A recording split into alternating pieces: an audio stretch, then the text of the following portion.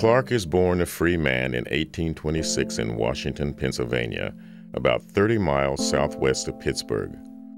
When he turns 13, the young man goes to live with his uncle in Cincinnati. 2 years later, he takes a job as a bartender on the steamship George Washington and finally moves to Muscatine, then known as Bloomington, in 1842, where he soon purchases land near the Mississippi. The young man goes west. And what does he do when he goes west? He starts out figuring out, how can I make a living?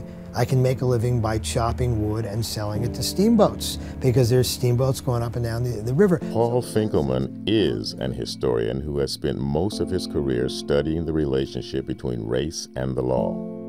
Because of the 1868 Iowa desegregation case, Finkelman has studied Clark's life extensively. In many ways, Alexander Clark is just like thousands and thousands of other young American kids, except he's black. And of course, that makes everything different. Clark has another skill that gives a young black man unusual access to Muscatine's white power elite. He is a trained barber. Being a barber is very important in antebellum America. The safety razor has not been invented. And so shaving is a semi-suicidal task for many men. So a lawyer or a doctor or a businessman, he would have to go to the barber on a regular basis for a shave. So Alexander Clark is shaving all of the important men in town.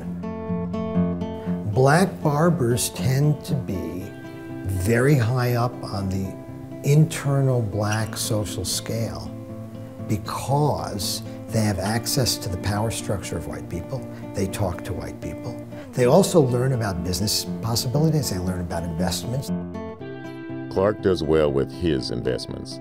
Besides using his land to chop firewood and supply the steamships, he grows vegetables and sells them in the markets in Muscatine.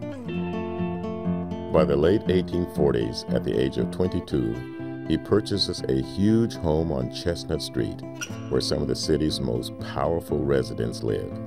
He also befriends the owner and publisher of the Muscatine Journal. They would remain lifelong friends.